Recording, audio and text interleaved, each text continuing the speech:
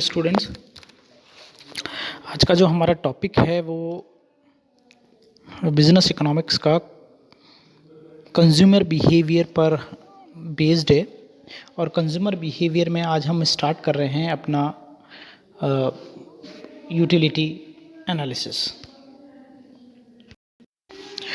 देखिए, कोई भी इकोनॉमिक सिस्टम हो, चाहे वो कैपिटलिस्ट हो या सोशलिस्ट हो, यानी समाजवादी हो या पूंजीवादी हो, जो कंज्यूमर होता है उसकी जो एक्टिविटी होती है या उसका जो बिहेव होता है वो उस इकोनॉमिक सिस्टम में बहुत महत्वपूर्ण भूमिका निभाता है।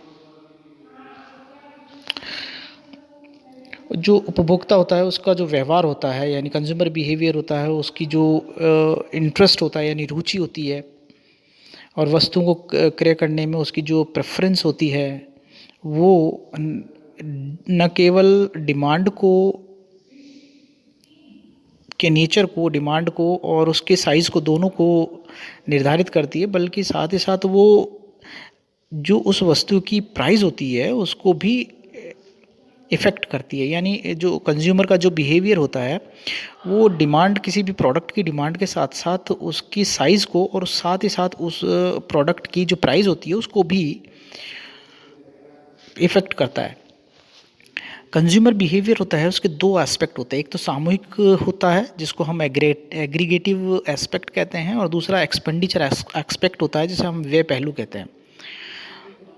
देखिए, जो कंज्यूमर बिहेवियर है वो अगर बात करी जाए तो एग्रीगेटिव मेथड में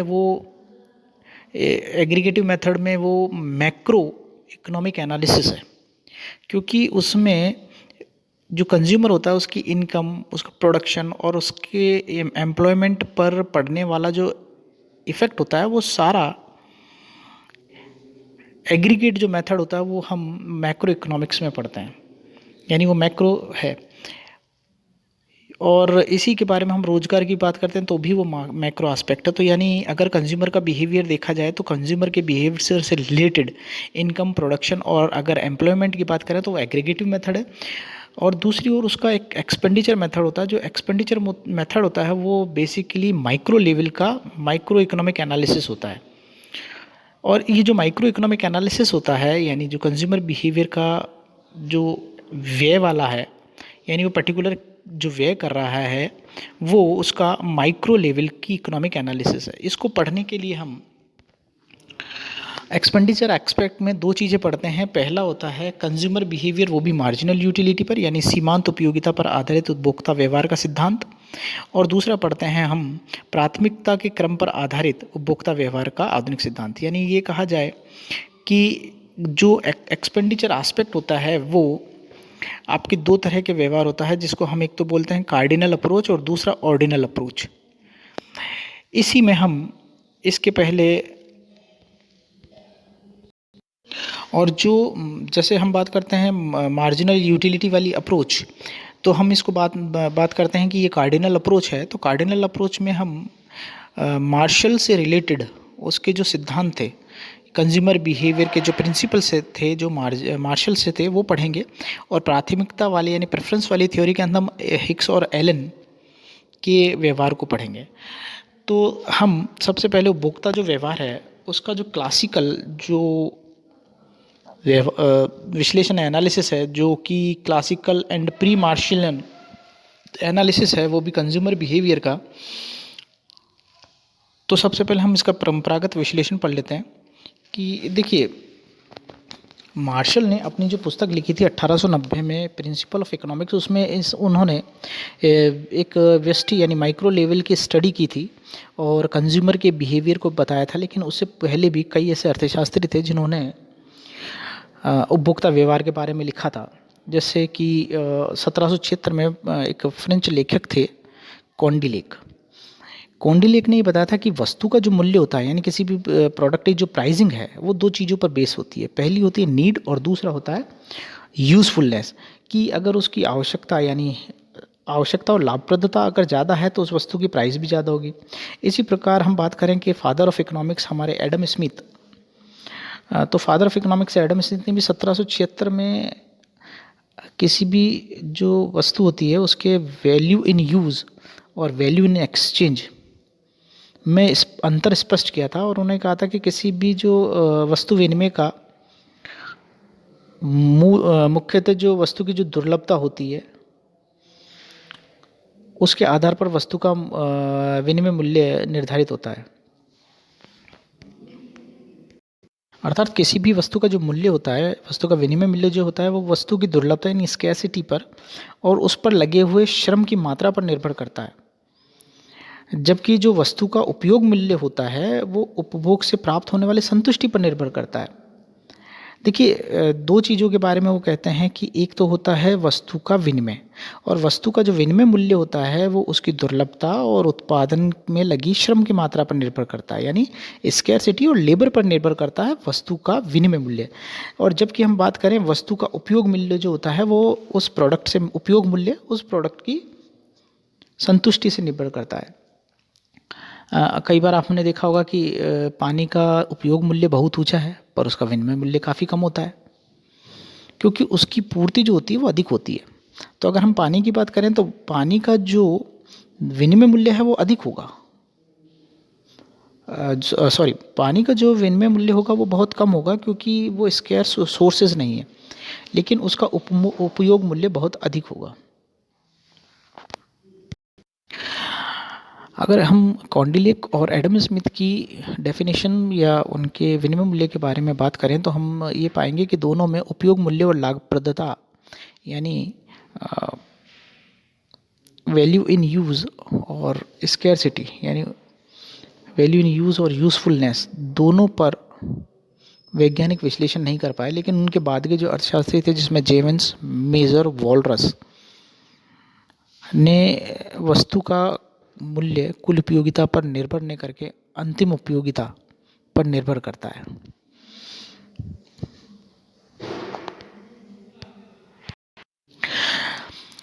अर्थात उन्होंने बताया कि जो वस्तु का मूल्य होता है वो कुल उपयोगिता पर निर्भर नहीं करके अंतिम उपयोगिता यानी सीमांत उपयोगिता पर निर्भर करता है।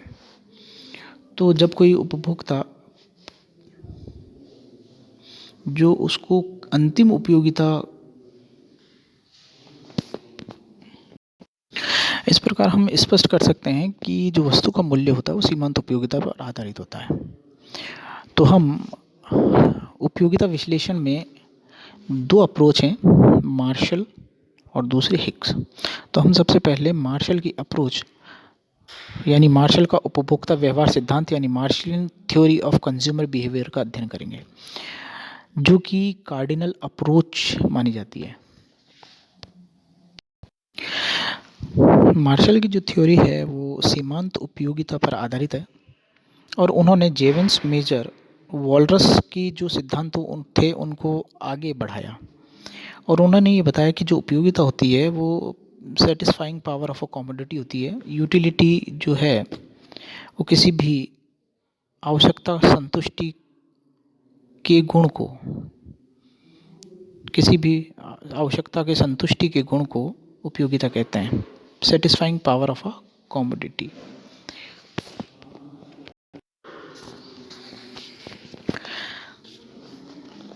और इस सेटिस्फाइंग पावर ऑफ कमोडिटी यानी उपयोगिता को मापने के दो अप्रोचेज हैं। पहली है गणनावाचक दृष्टिकोण जिसे हम कार्डिनल अप्रोच कहते हैं, ये मार्शल द्वारा दी गई है, और दूसरी ऑर्डिनल अप्रोच है जो हिक्स और एलन की दी है। हम आज के जो अध्याय है उसमें हम कार्डिनल अप्रोच यानी मार्शल के उपभोक्ता व्यवहार सिद्धांत की चर्चा कर रहे हैं। तो मार्शल के अनुसार जो उपयोगिता होती है उसको मापने के लिए मुद्रा का सहारा लिया गया है और वो ये कहते हैं कि utility can measure in terms of money यानी उपयोगिता को हम मुद्रा में माप सकते हैं। इस मुद्रा की माप के लिए जैसे यानी सपोज़ कीजिए अगर किसी व्यक्ति को कोई वस्तु चाहिए और उसको पाने के लिए वह जितनी मुद्रा देने के लिए तैयार होगा वह उस वस्तु की कीमत होगी। सपोज़ कीजिए कि अगर कोई चौक है और उस चौक की जो कीमत है अगर कोई देने के लिए 2 रुपये उसको देने के लिए तैयार है उस चौक के लिए, तो उस चौक की जो कीमत होगी वो 2 रुपये यानी उसकी उपयोगिता 2 रुपये के बराबर हो जाएगी। यानी ये मुद्रा रूपी मापदंड था। तो कहते थे कि utility can be measure in terms of money. इसको सिद्ध करने के लिए उन्होंने कि हम उपयोगिता को मुद्रा में माप सकते हैं, इसके लिए उन्होंने 3 अप्रोचेस का सहारा लिया। पहला उन्होंने लिया सीमांत उपयोगिता और कुल उपयोगिता। उसके बाद उन्होंने बात की law of diminishing marginal utility यानी उपयोगिता ह्रास नियम। फिर उसके बाद उन्होंने law of equi marginal utility जिसको हम अधिकतम संतुष्टि या समसीमांत नियम कहते हैं। तो मार्शल ने यूटिलिटी को मापने के लिए गणनावाचक दृष्टिकोण यानी कार्डिनल अप्रोच दिए, और कार्डिनल अप्रोच में उसके जो मेन एलिमेंट्स हैं वो है marginal utility, total utility, law of diminishing marginal utility और है law of equi marginal utility. तो हम आज के अध्याय में हम इन्हीं चीज़ों की चर्चा करेंगे। ये ऑर्डिनल अप्रोच जिसमें हम इंडिफरेंस कर्व को बाद में पढ़ेंगे। सबसे पहले बात करते हैं यूटिलिटी की। यूटिलिटी के रूप कितने होते हैं। यूटिलिटी में हम आज जो पढ़ रहे हैं वो सिर्फ हम 2 ही यूटिलिटी के बारे में चर्चा करेंगे और इनके संबंधों को हम कल बताएंगे। पहला है टोटल यूटिलिटी। टोटल यूटिलिटी जो हम वस्तु के उपभोग में प्रत्येक इकाई की उपयोगिता जो प्राप्त होती है, यानी एक अतिरिक्त इकाइयों की उपयोगिता का योग या जोड़ कुल उपयोगिता कहलाएगा। यानी वस्तु के उपभोग में हम किसी वस्तु का उपभोग करते हैं, उसमें प्रत्येक इकाई से जो उपयोगिता प्राप्त हो रही है उसका कुल योग, aggregation of total utilities, aggregation of utilities total utility.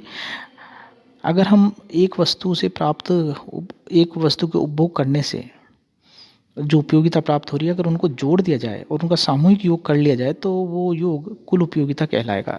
इसमें किर्चनर में भी कहा है कि किसी वस्तु के स्टॉक से प्राप्त उपयोगिता की मात्रा को कुल उपयोगिता कहते हैं।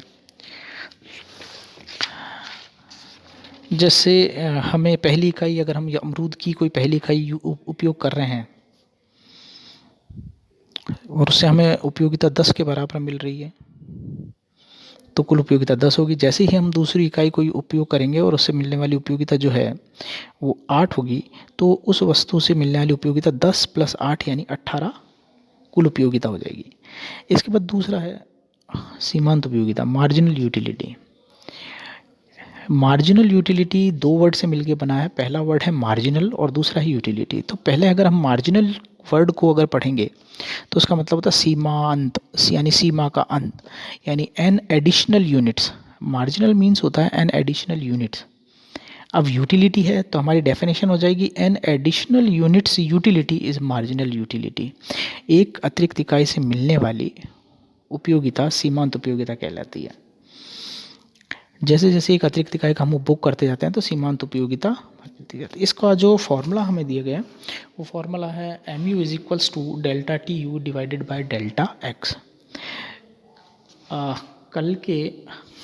कल जो लेक्चर होगा हम उसमें मार्जिनल यूटिलिटी और सीमांत उपयोगिता दोनों को वापस एक बार चर्चा करेंगे। आज का सिर्फ प्रेफरेंस हमें यूटिलिटी के बारे में समझाना था। धन्यवाद।